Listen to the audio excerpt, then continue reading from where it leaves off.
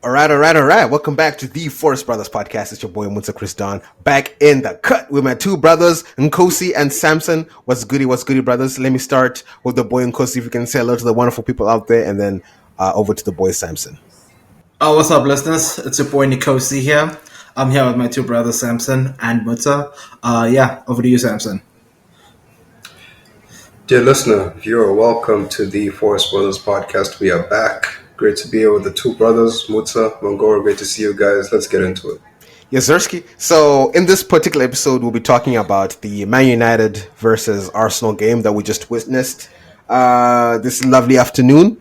And the scoreline was 1-1, which, I was surprising, but not really surprising at the same time. Because, Arsenal don't have much of an attack lately. Mainoo is their bona fide striker these days.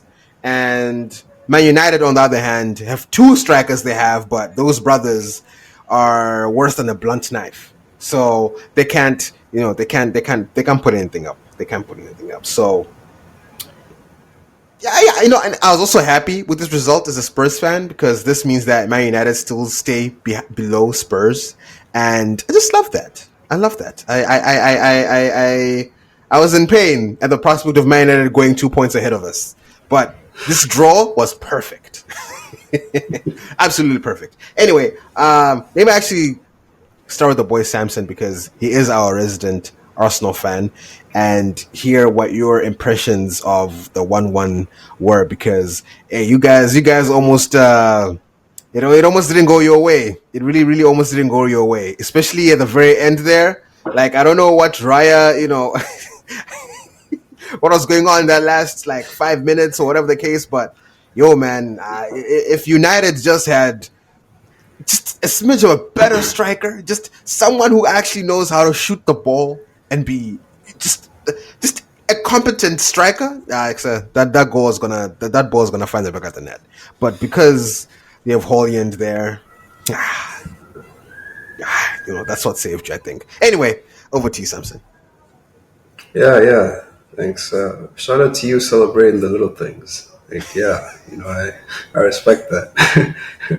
But yeah, man, that was almost a horrific day at Old Trafford. And it really didn't have to be because I thought United didn't really come to play. They didn't really want any part of that game. The commentators even noted that in the warm-up, those guys were warming up with no energy. I don't think I've ever heard that before. A commentator says that team is warming up with no energy. I don't even know what that looks like. How do you warm up with no energy? Think about that. Warm up with no energy. I don't know. But they did look like they had no energy. They looked like all they wanted to do was stand in front of their box and just boot the ball away. And the only player that looked like he wanted to do something was Garnacho. And at times Bruno. But apart from those two, it was just Arsenal passing the ball around and trying to break down the 11 men that stood in front of the goal. And for most of the game, I thought Arsenal were doing a decent job of it. We had a few shots, a few moments where we got into the box. I was like, all right, this is fine, At this point, watching Arsenal, you're not really expecting to catch Liverpool. So what really I'm watching for is just signs of improvement, watching the young player, Nwaneri do his thing, watch Merino develop as a striker, maybe get on the end of something, just signs of progress. That's really what you're looking for. The focus is more at the Champions League because that's the only place where, realistically it's worth watching. But so Samson, I was okay. Let me just sorry. I just want to say, why does it sound like in your mind Arsenal's already number 2? That's it. Why are you not concerned that, for example, Nottingham Forest is only 4 points behind you, and then Chelsea are 6 points behind you? Why are you so confident that top 4 is secure? Why not watch to say, hey, you know what? We need to keep winning games so that we stay in the top 4. So second, fourth, it really doesn't matter, dude. It doesn't it? It really doesn't. It really doesn't. Second or fourth, at this point, it really could make it makes zero difference at this point. All it shows is that you try. Like, if we were so concerned about being second, we should have won like the last few games because we've dropped 7 points in the last 3 games. We should have been winning those games then. If you drop points against those games, like why are you so concerned about being third or fourth? Like, who cares? I feel like it's just a Focus on slippery slope because how do you maintain composure enough to say, okay, like we're dropping points, but let's not get too carried away. Like I feel like once you stop dropping points and you just be nonchalant and like, hey, we're here. I mean, obviously, it's a slippery slope, but I feel like I mean, I trust Arteta not to let it get at that point of like, okay, no one cares. Period. I feel like people will be benched if it gets to that point. But what I'm trying to say is, from an Arsenal fan's perspective, I don't know what the players are feeling. I feel like the players still go out and they try their hardest or whatever. But from a fan's perspective, you're not really watching the league expecting to catch Liverpool. You're watching the league just because that's your favorite team, and you watch Arsenal. But it was a decent watch. And the free kick we gave to United, it's just one of those unavoidable moments. Trossard again, scene of the crime. Shout out to him. Double agent. And yeah, as soon as he made the foul, I was like, yeah, that's going in. That's just going in. Like it's in the script. Like that's how it works. We dominate 90% of the match. They get one opportunity. That's usually how it goes against Arsenal. So yeah, the comeback was nice as well. Rice scoring, I thought was cool. It was a nice goal from him. But yeah, a few people just pissed me off. Like Raya, I feel he makes things a lot more difficult than they have to be, and I think it's because he's just bored back there. Like I tweeted as the game was going, if Raya doesn't make a risky pass every 20 minutes, the chip implanted in his brain explodes, and that might genuinely be the truth. Like he might have a Neuralink chip implanted that will explode if he doesn't do something stupid every 20 minutes. Because he does, like, before he made the incredible saves, in the first half, he was doing, like, the most insane passes. Like, someone would close him down. He has a player to his right. This guy's closing from this side. He's passing right next to his foot. And I'm like, dude, there's no need for that. There's absolutely no need for it.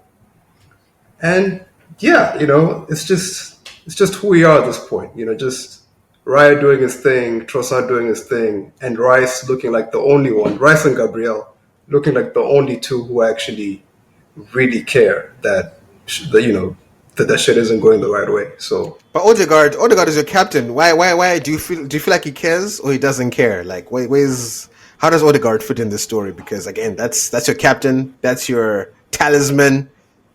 Where's that guy?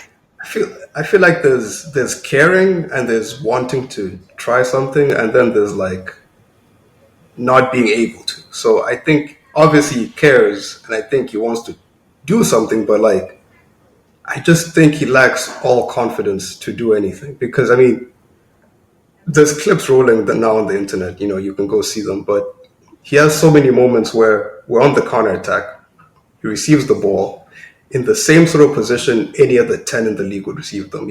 Gibbs White, Palmer, Rogers. You can name all the 10s in the league, Madison. What they would all do is drive the ball and make a dangerous pass. What Odegaard is going to do is drive the ball, turn around, and do like a little spin and then pass it to Noneri or whoever's on the right wing. I don't know why he does that. It's the stupidest thing in the world to me. Like, he's the one, like in a team, Odegaard's position is the one position where you're like, you know what? You can lose the ball. You can make all the dangerous passes. Because you're the playmaker, right? Like, you can make the dangerous plays. he's our safest player, bro. He's safer than Gabriel. Gabriel will hit balls in behind, go to guard, pass it straight back to Saliba, pass it to Timber, pass it to the right winger. I'm like, bro, it's just.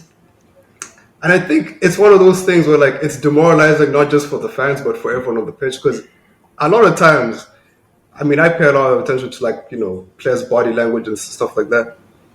You look at Rice, I think every game he's getting more and more visibly pissed that Odegaard is the captain. Because like he'll watch him, like he'll do something like Rice will grab the ball, run past two guys, put in a cross. Next possession, Odegaard will same position, take the ball and pass it to Timber, and Rice will just be like, oh. And you're like, man, I'm sorry you have to deal with this. We don't know what happened to him. Like, he wasn't always like this, but it's who he is right now. And I don't have the answers for it. All I know is that brother is lacking so much confidence that's just what he does. So yeah, hopefully, in the Champions League, it's a little different. It was last week.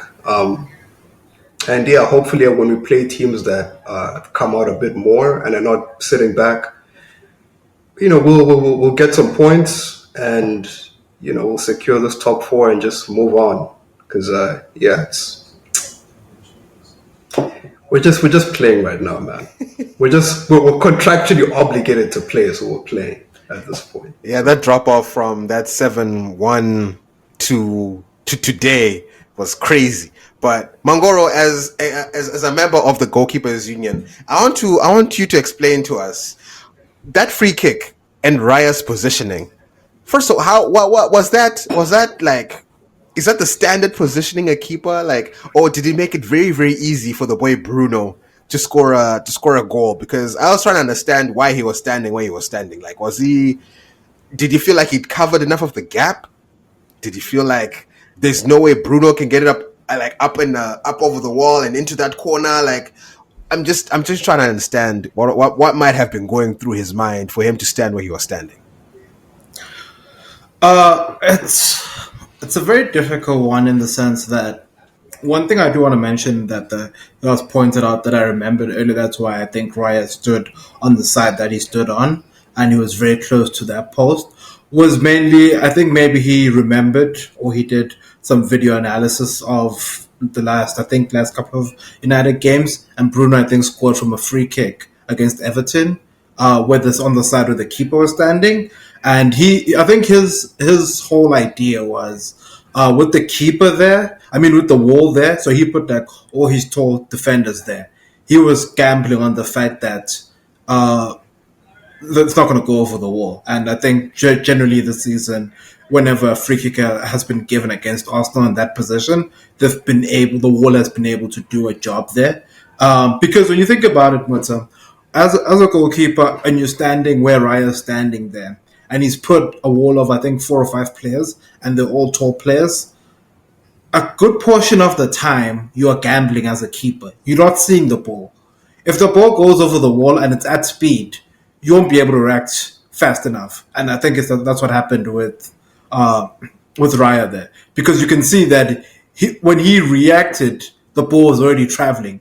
If it's a good free kick, it wasn't even in the corner, like in top corner or bottom corner. It was just in a good position there, because when the ball goes over the wall, there's like a few seconds where the ball's now traveling, and you as the goalkeeper, you have to make a decision on, is this going to go over the wall? And if it does go over the wall, will I be able to move? Will I be able to sidestep very quickly and actually make the save? I think that's what beat Raya there, because like it's also like a difficult one where if he stands behind the wall, he doesn't see the ball. Fine, he'll give himself a chance to score, to save it. But then what does that do? It opens up on his side where Bruno can maybe actually aim for. It's kind of a tight angle. I don't think he would have scored from the side where Raya was standing from, but it's a possibility. It's just a gamble that I think the keeper has to take in that regard. So, and for him, he was very unfortunate. But Samson did mention that Raya does like to make the game spicy. So I think for him, he wanted to make it spicy there at that point in time, because it was just right before halftime. Okay, so for you, the free kick was more Bruno's genius as compared to Raya's mistake. Uh, to be fair, I think it was a bit of both. It's fair to say there was a bit of both involved there. I just Yeah. want to add on there, like on the free kick and the players. I think it was Ericsson and Bruno when they were doing the post-match interview. They spoke about this on both free kicks. So United, the one that United got and the one that Arsenal got in the second half, the wall was not in the right place. The wall was too far away, and the only reason we know this is because Ericsson said he complained to the ref. He noticed on their one it wasn't in the right place, and he complained to the ref that it also wasn't in the right place for hours. So I think that also contributed to it, that the players were a little further behind where they should have been. So probably contributed as well to them not being able to hit the ball. So that was the genius of Ericsson to say, "Yeah, we'll push those guys back because they wanted a better shot of the free kick." The referee decides where they stand. He counts the steps, so that's more on the ref than anything. Genius of the ref. It's the genius of the ref. Genius of the ref. Take another bar, PJ Wall. Take another bar. Because I was just, as I was watching that game, because again, that free kick was Man United's first shot and the first shot on target. Like that was the first shot of the whole game, and for me, it's just like, what happened? What happened to this team, man? Because again, it's not even like they didn't have a striker. They had Xerxes playing today. Hoyland was on the bench. He started on the bench. I honestly, I try and think about Amorim and what he's trying to do at this club, and I see people like we've been telling him you can't play Casemiro and Eriksen together. Like you just can't do that. But today he played them, including Lindelof. And again, for me, it was like Arsenal. We know you don't have like a striker, like you don't have a forward, but Amorim is playing a back. What was it? A back four? Or what was like? He had Back three three, center back backs, three. back three, but he had three center backs, right? Like it's like, okay, who are you trying to? Who are you trying to manage here? Marino? Is that the guy that you're trying to do? Like, I just feel like, given what, like, we all know that Arsenal is struggling in terms of injuries. Like, okay, Martinelli was back today, but again, I feel like you can get someone to deal with Martinelli, like maybe a Dallo can deal with Martinelli, type of situation. So I also didn't understand Amorim's setup because the setup wasn't a setup for success. I don't think it was like a very pragmatic setup. And I think they spoke about this pre-match, like in the pre-match press conference, where they asked him, what he's looking forward to in the game, and I'm paraphrasing, but he basically said, "I'm just trying to survive. I'm just trying to get through the game." That's not exactly what he said, but that's essentially what he said. Now, if that's your mentality as a coach, Man United is the team you're coaching. Like, I'm sorry, but that can't be your mentality against us. Like, not right now, bro. Like, and I understand being defensive. Other teams have been defensive against us, but like, he was defensive to a point where it almost doesn't even make sense because there was no press whatsoever. And by that I mean like Xerxes was defending us from his box. He was dropping to his box to defend. Like when I say 11 men were in the box, I'm not exaggerating, guys. Like 11 men were in that box defending. Like that's embarrassing. At home, first half, like they could have generally won that game because we are kind of soft right now. Like we are not perfect. PSV scored against us, by the way. Like they had opportunities midweek. Like their XG was over 1. Like, you know what I mean? Like we're just more clinical. But United could have done something. And we saw in the second half when they actually pressed, when they sent guys forward, we saw the opportunities they created. So I think Amorim has to look at that game and just realize that, yeah, he messed up because if he tried, if he came out with a more aggressive tactic, a more, proactive tactic, he could have won, but he has to settle for the draw, unfortunately. Maybe he was scared about the 7-1. So, and he was like, "Hey, we can't get embarrassed like these brothers. PSV got embarrassed." I feel like if Arsenal came out today and beat United 5+ goals at Old Trafford, hey man, I think Amorim himself like excels. I'm flying back to Portugal. That was never gonna happen, man. Like maybe he was scared about that. I mean, I understand being scared, but hey, man, come on, man. Come on. Just, anyways. But yeah, I'd say the gaps, especially in the first half, between like the defense and the midfield, they were literally sitting on top of each other. Like where Bruno and Thing were, whenever the ball would go up to Xerxes, I knew it was coming back. It's like they were playing with an extra centre back there because that guy was alone.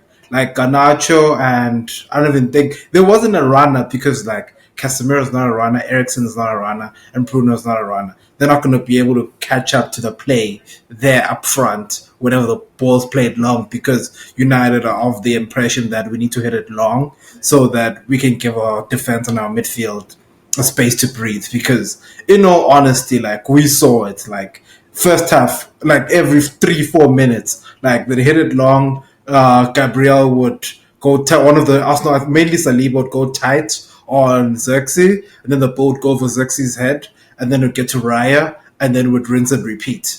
And then it just kept on going on and on. And especially in the first half, like it was pretty bad. Like I haven't felt for him, but I do want to mention this. I think Joshua Xerxes is not good enough to play in the Premier League. I think he's a centre back with Rasmus Højlund. I think Rasmus Højlund is far worse. Rasmus Højlund is the real centre back. Like I know I've mentioned Paul Onuachu being a centre back. I think Rasmus Højlund, he is not dangerous at any point in a game. Like he's not. I think even Ryan knew when he had those chances there at the end that this guy is not scoring. Like I don't know. Like I don't know if it was the pressure from the owners to play him because they were at the field today. Ineos and everyone was there. I also heard a rumor today that came out straight after the game that actually a couple of rumors. I don't know the listeners can tell me which one's true or false, but there was one that said that Sir Jim Ratcliffe has been warming up. He apparently might play himself next game centre forward. I don't know if that's feasible or if that's allowed. That was one thing. Another one is where I kind of do feel for Ruben Amorim because I think he foresaw this problem when he was at Sporting before he took the job. In that, from what I hear, stories that are coming out recently is that he actually pleaded with United and asked to come at the end of the season because he knew that's why like there's no talk of him being sacked anytime soon because he knew the problems that were there and he was like, can I just start at the end of the season because these guys are just not good enough. And then to the question where we now ask ourselves, why are Casemiro, Eriksen, and these other brothers playing? I think we do also need to address that. We do not give him credit, but like Vardy's tactics are also quite terrible. But his bench is also like probably worse than the bench at Brighton or Fulham or thing. My guy, there were two reserve goalkeepers on the bench. There was Toby Collier, there was Højlund, there was Jack Morehouse. Who are these people? Harry Amas, Ellie Harrison, Chido Obi, and Aiden Haven, who literally just came like 2 weeks ago from Arsenal. So, like, what can he do if these are the people he has to pick from? Of course, Casemiro and them will play a week in and a week out because you look at these other children, like, what can he do? He plays the kids, and then people say, then they lose, and then they say, why didn't you play Casemiro? He plays Casemiro, they're like, okay, where's Casemiro here? Try something else. So I think there just isn't any winning for Ruben at this point. I don't think anyone would ever say, why didn't you play Casemiro? Why didn't you play Eriksen? I don't think those words would ever pass them out of it. Like, I can actually understand people say, okay, you're giving these kids a chance. We know that Casemiro and Eriksen are our only option. Let's see what these kids are made of. But think about this. You played the kids, and the midfield is just so open. Arsenal are scoring. Marino's turned into a prime striker at that point. Now, who do you criticize? Who do you criticize? Like, can you still criticize the manager because, like you said, give the kids a chance. The kids, inexperienced, they're in the Premier League, they're playing at Old Trafford under the light. Something we actually don't even think about. These are young kids. We throw them in there, they run around the field. Imagine they go try press and Arsenal play around them. And now Arsenal are through. Now Odegaard and all these players are doing whatever they want. They're picking corners, they're doing whatever they want, scoring all sorts of goals. Lewis Kelly doing dances. Would have been a calamity for United. At least today he put the two players and it was just like, let's just defend. If we get a draw or we lose 1-0, I'll take it. Because Muta, there's like I can safely say these children are not ready. Like he hasn't played them the whole season. There's no way he's going to trust them now. But Chido's actually Yeah, been decent. Like Chido has actually been like, and like Heaven actually played for Arsenal. Like in the FA Cup, like I believe he actually played some first team football. So again, I don't think these kids I can say are like not ready. Like I feel like give them more game time, they'll be ready. But yeah, over You to you, can. Samson. Oh, sorry, I can just say it before something jumps on. It's one thing to play in defense or at wing back or up front. If you take a child and you put him there in the middle of the park against a big team, you're killing that kid's career. It's going to be finished before it even starts. So honestly, I don't see it. But also, Muta, who is he going to put? I hear this Toby Collier guy has been highly rated, but hasn't been given a chance. Also been injured. Are you really going to throw him into this game and then play alongside Casemiro? So I don't Yeah. know, like, but yeah, Samson, over to you, man. I was gonna say, haven't played one game in the Carabao Cup for Arsenal, and on the topic of him being inexperienced, like that guy handled the ball, man. I know we didn't get the penalty, wasn't looked at, but that man handled the ball, man. Like he held it, like both hands, he held it. So I can see why Amorim would be hesitant to trust him because I imagine if he started the game, it's a little different coming on. Because how much worse can it get? Like you're replacing someone, you're 1-0 up, like you're in a good spot. If he started that game and Noneri is just there tearing him a new one every moment, I don't think that would have ended well, to be honest. As for the strikers, I mean the strikers are the strikers, man. Like I think Cheeto should be getting an opportunity. I do agree this may have been a little too early. That being said, I feel like last weekend when they played in the FA Cup?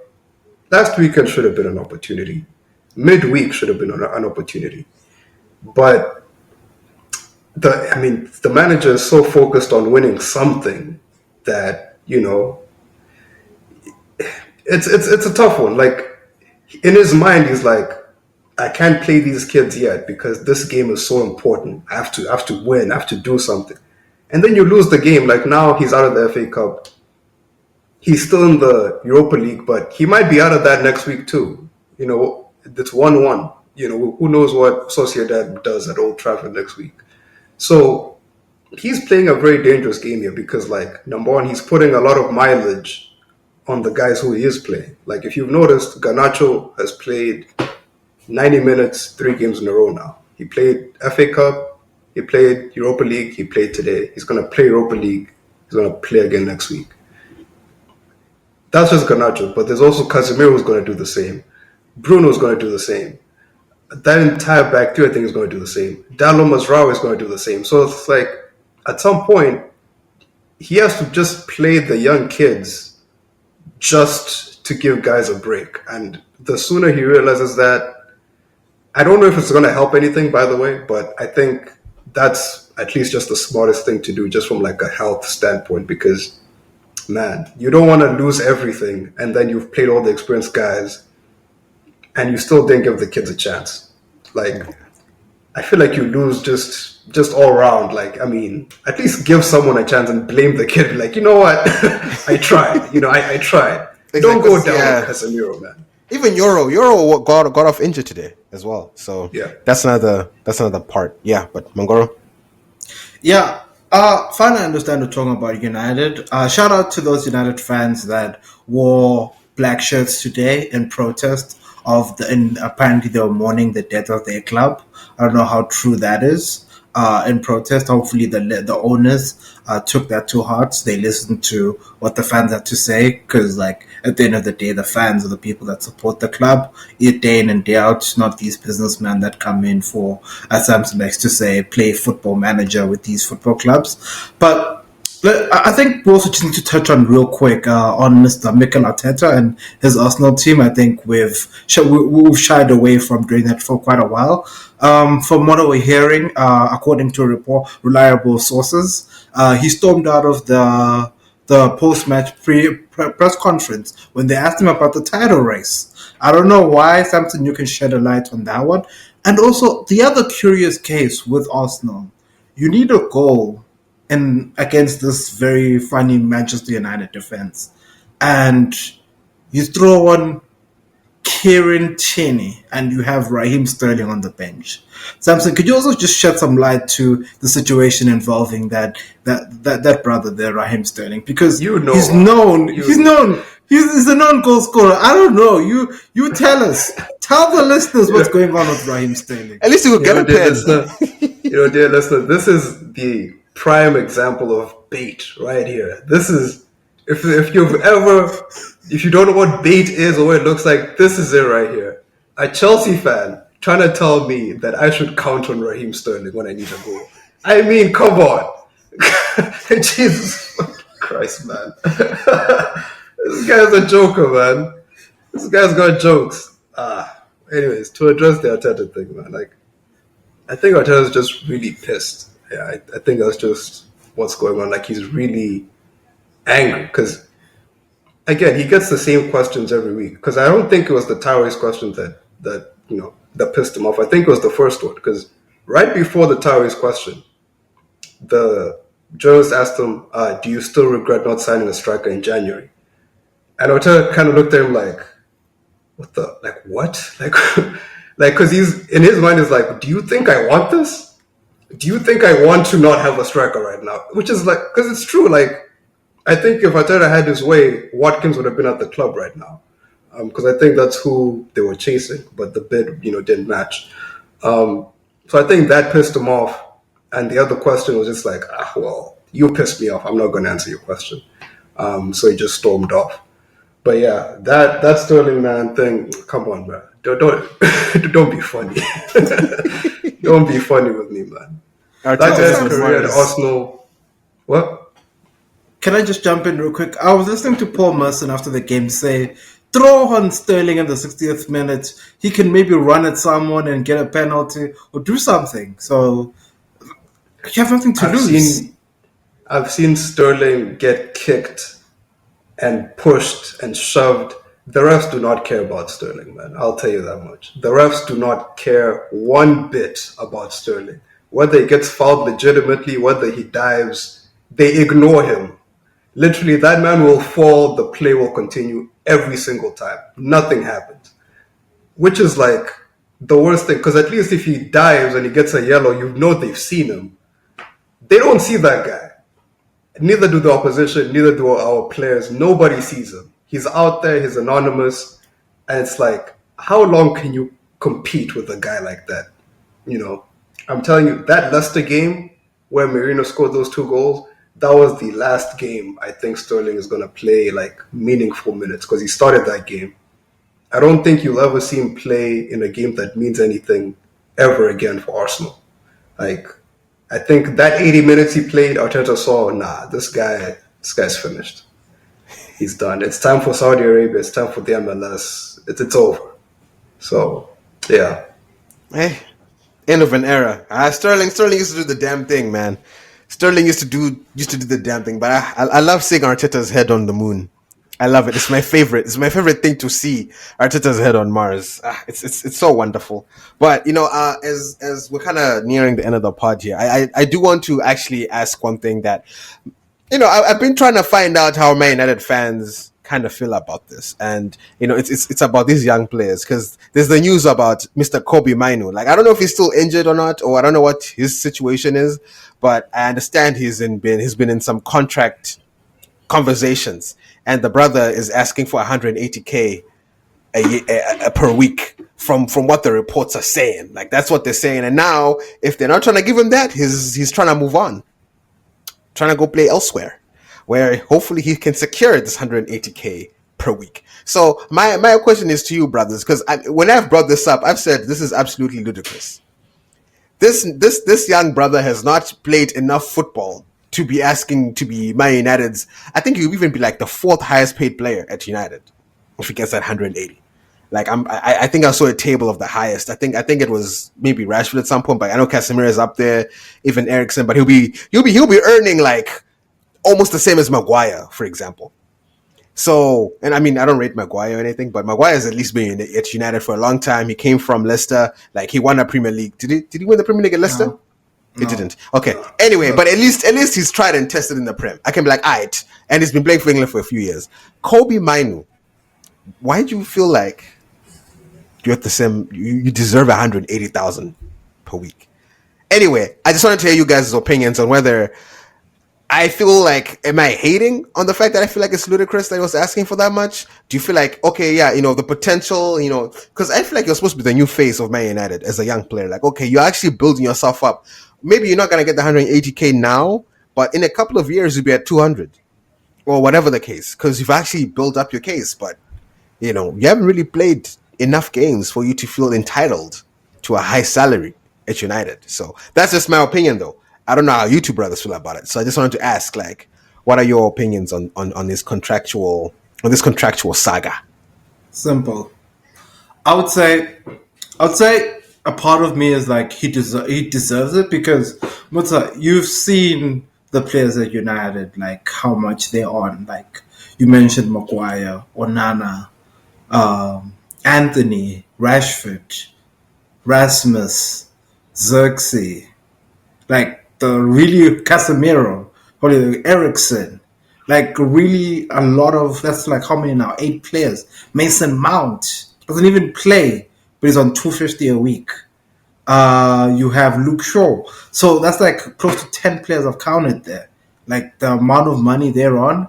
And think about it, he's still on his development contract, which is probably very low, like compared to what he's been earning. So for him, he's looking at an opportunity where he takes the best deal he can get now for the next 5 years. Because right now the club is in dire straits. If he doesn't go call whatever amount he wants now, who knows how much, who knows, like right now they're being given bread and soup. Who knows what it's going to be in 2 to 3 years. Maybe it's a bring your own lunch kind of situation. So like the fact that there is no money, like right now at least there's still bread and soup. At least you can still say, if I can get my 180 now, if the club is in dire straits in 3-4 years, I'll still be on my 180. Because like you look, for example, on a serious note, like when you look at the situation there, the team has been terrible. There's been cuts, but people like Casemiro and Anthony didn't get pay cuts. People are being let go. Prices are being increased. They're still there, earning week in, week out, probably even getting bonuses. Imagine you Casemiro, you get a bonus. So, and Anthony as well, scoring goals for Real Betis, but still being paid by United.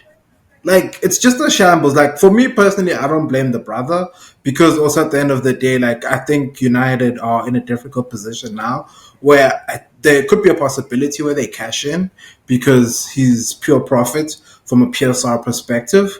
And I don't know, maybe they can't, maybe there's an issue of they just don't have the 180 million. Maybe they give him 180,000 a week. Maybe they give it to him and then they breach PSR now. And then I can't even imagine what cuts are going to happen then. Now it might be there'll be no more buses at Carrington anymore. Like who knows? Like the amount of cuts I've seen at United, I think are unprecedented. Like in terms of just a club, like this is like potentially a club going into financial ruin with the way like I think these cuts are happening. So in my opinion, I think he should definitely go for it. Not that he's entitled to it. I think it's way beyond him in terms of him deserving that 100. It's like okay, in all honesty, to be quite frank, he doesn't deserve 180K. But with the preceding situation at the club, with some of the people, these high earners being on that money and underperforming, that's how I think he's justifying it. And fair enough to him, he's got his team there negotiating the contract. For me personally, I'd say he must definitely take it because he will have suitors who will pay him the 180k. Who pay him 180k? Where is he gonna go? They pay him 180k. Oh, there's probably some clubs that are beyond dumb. Maybe Spurs. Who knows? No way, Spurs. I wouldn't Spurs are cheap. Spurs. But think about this, Mota. If he's coming on a free or he's coming at a cut price because he's running down his contract and United want to get something out of him, the club that's going to take him on will be ready to pay a higher salary because they're getting him for a lower transfer fee per se. So I do see it in that regard, but that's just my take. Like, United brought this upon themselves. They shouldn't be surprised that academy players are coming to ask for this money. Next thing, we'll be hearing that Aiden Heaven is going to be asking for a heavenly contract in the next few weeks because he's seeing that people are not performing, and in the one performance he had, he performed well. Maybe we'll be asking for a bump to his pay. So that's just my take. Over to you, Samson. Yeah, I was gonna say this is why clubs like Spurs, Liverpool, Arsenal keep a very tight wage structure because you want to keep a nice hierarchy of wages. You want to make sure that your best performers are your highest earners and your youngest players are your lowest earners. Then you earn that contract as you go through. With United, Casemiro has that contract because of the games he played for Real Madrid. That is why he earns what he earns. And of the midfielders, Mainoo is in training every day, every week. And the people he's comparing himself with are Casemiro, Bruno, Eriksen. Truthfully, he's standing on that training pitch. And I'm saying this, if he's a player with confidence, if he's a player who believes in himself, he is on that training pitch and he's saying, only Bruno's on my level. The rest of these guys, there's no way these guys are touching me. They're not even fit to play on the same pitch as me. There's no way. Maybe Ugarte on his best day. But everyone else, no chance. So why in the hell should I earn Casemiro's pocket money? Like, why is that my salary?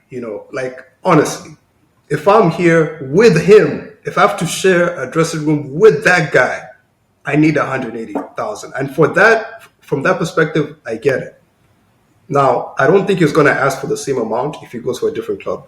Say, if Liverpool comes in for him, I think he's going to drop his wage demands by like half. I think it's going to be like, 90K, 100K, I'm good. Just whatever it is for me to get in here, give it to me. I'm good. If Barca comes in, because I think it was the report said he might go abroad. Yeah. Barca comes in, Real Madrid comes in, any of the Italian teams come in, he'll take a lower amount. But he's looking at it as, at United, given what you pay these bums, there's no chance I'm taking anything less than 180. And fair play to him, because that is how it should be. And that's why clubs should be taking care of who they pay and how long and how much, because this is the situation that happens. So, yeah, shout out Mainoo. I don't know. I also feel like he's kind of shooting himself in the foot because, yeah, I understand the argument to say, okay, I'm playing with both Casemiro and Eriksen, but Casemiro, again, has won Champions Leagues. This guy is old. Like, so as a youngster to say, oh, but this guy can't even touch me, and the guy you're talking about is like 35, 36, and he's had a long career, like a long, fruitful career. Bo Eriksen has also had somewhat of a fruitful career, So for you to feel like, okay, yeah, obviously we know what they are. I'm not saying we don't know what they are. And obviously we know they're on high wages. But those guys earned this. We can't say none of those niggas are like overpaid because it's like, they deserve why they're there. Like, these are the senior players. But wait, they deserve what they're on. Did they have those fruitful careers at United? It's not even about that. But we know how this works, though. Like, we know that if you're coming from somewhere, you're going to get paid more. Like, that's just the standard. No one really goes somewhere to get paid less. Especially if you're coming from, especially if you're headhunted from another top side. We know that, for the most part, you are going to get paid, like, because of your name, not really because of your playing, or like they hope that you can play well, but it's your name that precedes you. True. And I get that. I get that. But I'll take it through another example. Chelsea signed Thiago Silva when he was pretty old. He was like 33, 34, right? Yeah. Arsenal signed David Luiz when he was 32, 33, again, pretty old. Both of those guys, very high wages at Chelsea and Arsenal, respectively. Both of those guys, not the best, made mistakes. Thiago Silva, a lot more successful, obviously, at Chelsea than David Luiz was at Arsenal, but still, both of those guys, very valued by their managers, very valued by their teammates. In those situations, there was respect, right? Like all the young players, like I think Gabriel still talks about it to this day. Like I learned so much from David Luiz being here. And I'm sure the Chelsea centre backs learned a lot from Thiago Silva. What the hell is Mainoo learning from Casemiro, bro? Like, what? Come like, on, man. You it's have not to, always like, been useless. It's only been useless, but like the first couple of seasons Casemiro came, he wasn't horrible. But what I'm saying is, for that cachet thing to make sense, that reputation thing to make sense, is that you have to lead by example in some respect. Like, if Casemiro is some total beast in training, or is like incredible leader, and people keep raving about him, I get it. But no, he's not that guy. He's just not that guy. Like, he's someone who United would be better off if he wasn't there, and that's the truth.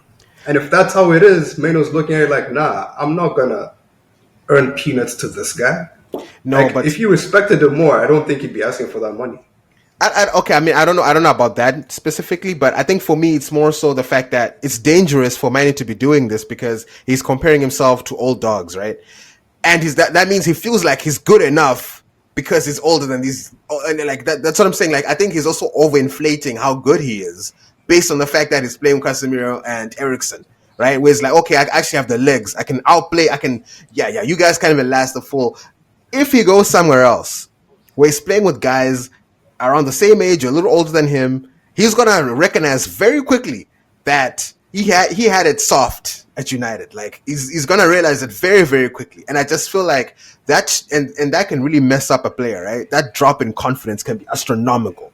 Where it's like you came from a place where owners were like, yo man, you're the future of this club. Now you go to ball Real Madrid. You think you're the shit. You're in that training and you recognize like, hey, all those bad habits I had at United, they're not gonna. This is a different, and that can kill his confidence to a point where he doesn't even touch pitch, and we never hear about Kobbie. Kobbie Mainoo's career is over at 25, and that's it. Like he goes to play in the championship, cooked, done.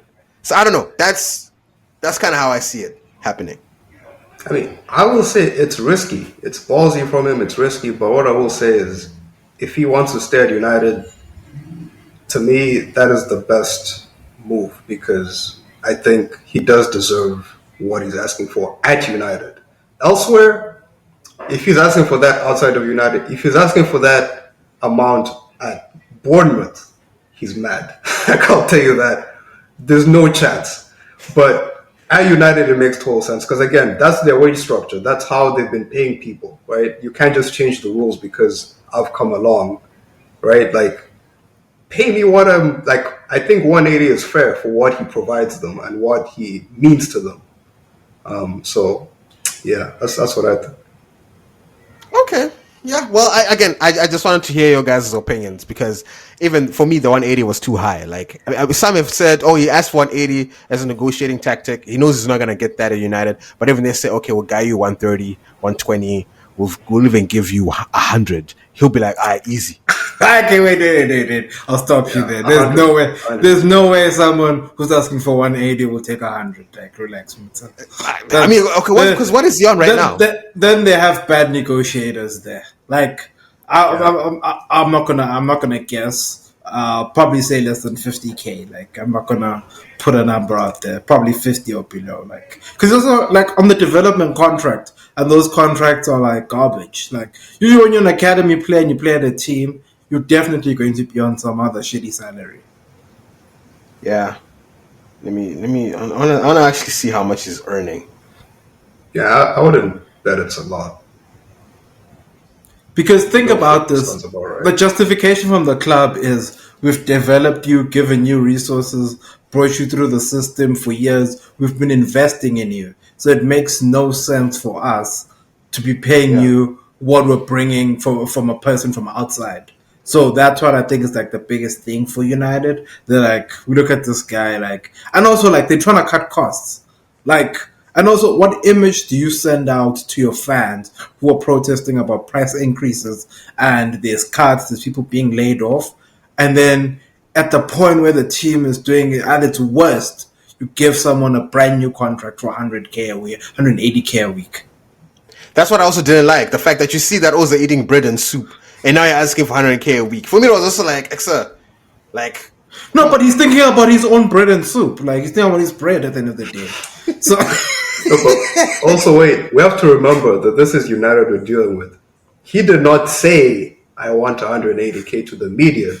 United told the media this kid is asking for 180K when people are protesting. Like we gotta understand. Like United is also sneaky in the way they put out information here. So I think they're I trying to guess. slander him as well. But then I don't know, because okay, so I'm seeing here that they're saying that that brother earns about 20K a week. That's what Kobe's on Yeah, right now. that's yeah, it's a pretty development contract. for the work that brother does. I man, That's what I'm saying. I can understand negotiating higher, but from like 20,000 to 180,000 is nuts. yeah, that is a crazy jump. I will say that is an insane jump. That's why I said 100 for me is like easy, easy. We're giving you an $80,000 bump, £80,000 bump. 180? Okay, think about this, What Mutter, real percentage is quick. that? Think about this. 100, and then they say over 5 years. So over the course where you're now developing and coming into your own, you are earning 100K, while the likes of Casemiro are still at the club earning 300. And pretty much, probably like in the last year, you won't even be playing. You'll still be on 300K. You still, at like your prime, imagine you're at your prime and you were earning 100K. Probably some academy kid will be earning that. And you at your prime at United at like 24, 25, you are on 100K. I think he's thinking about that. He's like, maybe after 3, 4 years when I'm like 24, 25, and I'm earning 280K, it makes sense. Like, you sort of like balance the cost of like the ownership of the player over a span of 5 years so that by the time he gets into like his prime, he's earning along the lines of what he deserves. Because like, except when that was at his prime is worth 100 million, and then like someone's trying to sign him, and then they realize that this guy's on 100K, they're gonna be like, "My guy, these guys are robbing you." Like it's poor. It'll be poor business on his side. Because like you don't want to lock it. Okay, if you for me personally, if you were to sign a 2 year contract or 3 year contract on the 100K you speak of, I'm like, okay, fine. It gives them negotiating room.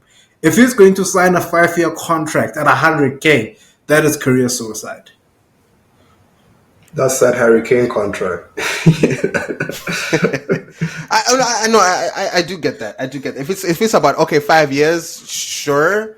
But I think for me, if I'm Kobe, I'm like okay. I think I need one good season on my belt for me to start asking for. Like I think he's done it too early. That's my criticism. Like I think it's too early for him to have done this. I mean, I will say it is crazy to ask this when your team's in 14th. Like it's a because you've contributed to the 14th. It's not like Yeah. So yeah, I get it, but Yeah, at the same I don't know. time, I mean, okay, no, easy money. Like, I just wanted to hear what you guys' opinion is because I mean, it has been out there in the media. Man United love being in the news, so yeah, I just thought that was very, very fascinating.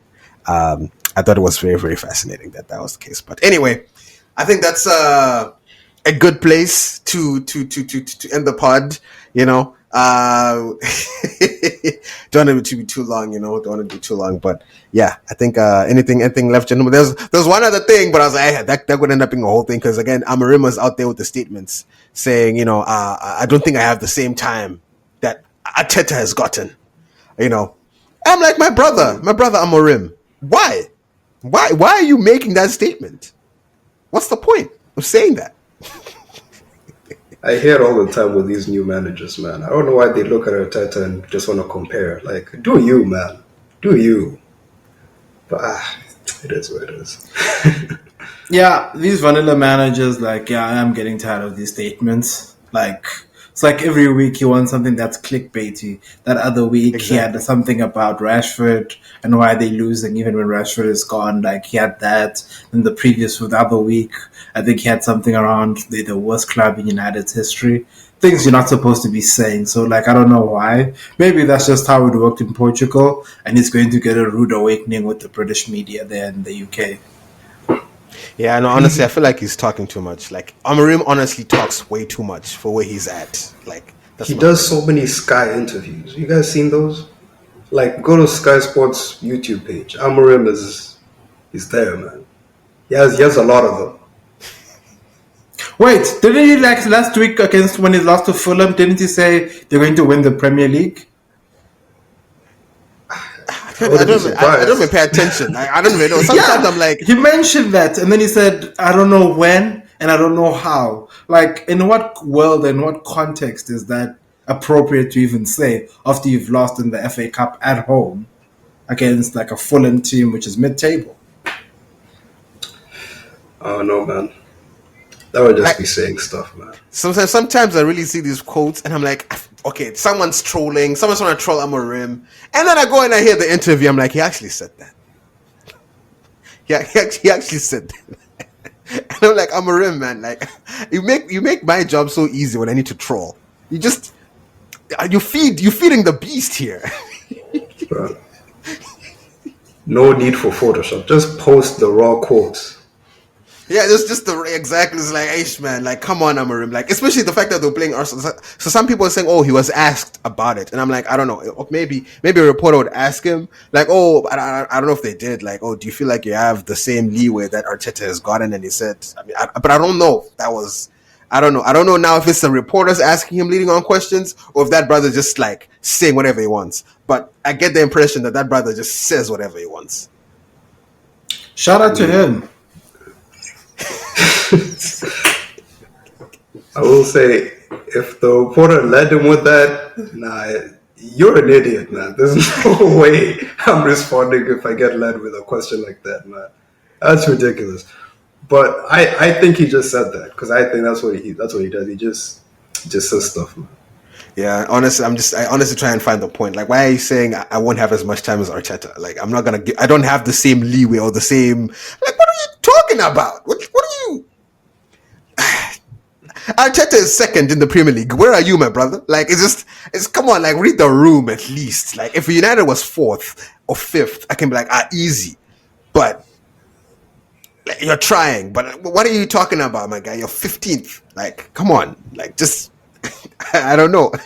Could I quickly add something? He actually comes from the same country as a certain brother that had very wild statements during the end of his time at United called CR7. Maybe they've been in contact in terms of like some of the things that they send to each other in terms of this week you should say this in the media, and they'll talk about the club, because I think maybe it helps the stock price of United. I haven't checked that in quite a while. Maybe I need to log into the New York Stock Exchange and see how the stock is doing, because I think when they talk about United, maybe the stock does improve, and then maybe they can go back to having their chocolate cakes, not the bread and soup there at the cafeteria. So I don't know, man. I think they just there's like I think there's a hidden meaning behind some of these things that Ruben is doing. Like, there's something that he's not telling us, or there's something he's telling us we're just not seeing what he's trying to tell us. So who knows, man? We're just not intelligent enough, man. Yeah, we're just not smart enough. No, we don't get it, man. You mentioned that brother CR7. I know for a fact he'll turn in his grave. Imagine Cristiano comes back to Old Trafford and they're serving bread and soup. Like I just carbs. Like yo. Nah, man, Ronaldo's words are ringing so true. Like, if he was complaining about like all these pay cuts, I don't even know if they upgraded the jacuzzis and like the floods. Now the pay cuts, now the food also sucks. So I think honestly, I feel like we're watching the death of Man United. Like we're like the way I feel like there's some fans back in the day were like Blackburn Rovers will be here forever, and now they're just an ember of a memory. Like I feel like we're watching Man United. Like this is how it starts. Like you start giving people bread and soup. Like you're not attracting good quality players anymore. Like it's just poorly run and like Finished 14th. 14th. Like if it wasn't for Bruno, I honestly feel like United will be 18th. Like Bruno has had to save these brothers, like in so many games, carry them on his back. And Ten Hag. Let's not forget the points that Ten Hag put on the board. Thank that brother. You know, these all should thank that. Send him another 7 million, man. Because he's the reason you're staying up this year. Exactly. Even like, the brother think about it. Rude had a couple of wins. Okay, stop it with that guy. Stop it. No, that guy needs to go as well. He needed to go. But, like, just to think about it, like, there's been a lot of payments where we're now looking back and we're like, where were these payments made? They paid Newcastle however many millions for them to have the guy, what's his name again? Dan Ashworth? Dan Ashworth to go tend to his garden on gardening leave so that they could have him. Then they got him, and then within a year, didn't even finish a year, they had sacked him, and they had to pay him off. Just imagine working there and you're getting the letter saying that your job doesn't exist anymore, and then things are happening like this with Dan Ashworth and the likes. Like, it's truly crazy there at Old Trafford. And like, I'm actually surprised Ozavan burnt shit. Like, if I'm a worker and I'm like, okay, first of all, I'm watching Casemiro eat the bread and soup, but he's earning £300,000 a week. Like, Luke Shaw has not touched pitch, but he be hanging out with the Premier. Like, imagine one of those O's actually are getting laid off, like the doctor staff, and they're like, I've been working with this brother for so long, but he's sitting in here earning however much Luke Shaw earns. And it's like I have to eat bread and soup, and I'm getting fired. My job doesn't exist anymore. Like I don't know. I feel like that's the kind of shit that would fuel my villain arc. Like I'll do something. I think thing, that's just for the staff. The players have their own thing. They don't eat bread and soup. Yeah, they still have their gourmet meals. They have their chocolate cakes and all that stuff. That would even make me angrier. And their quinoas and all that stuff Ronaldo was eating. But I think we should start putting together a fund, the First Brothers Fund. Maybe in a few years we could buy Manchester United actually, with the support of our followers. Like it's not out of the realms of possibility. Like, and we can get rid of some of these people. Like, I think it could be a feasible thing. So, listeners, if you want to donate to our fund, definitely donate to our fund. We'll be starting a fund soon to purchase Manchester United. We're not purchasing other clubs, just saving Manchester United. Maybe we'll buy them jacuzzis. Hey man, I mean, I don't know how long it's gonna take, but it's on the decline, and I don't know what's gonna save them. Maybe Qatari money coming in and doing a complete overhaul. But if Sir Jim just holds on however long he wants to hold on, hey baba, it's not looking good.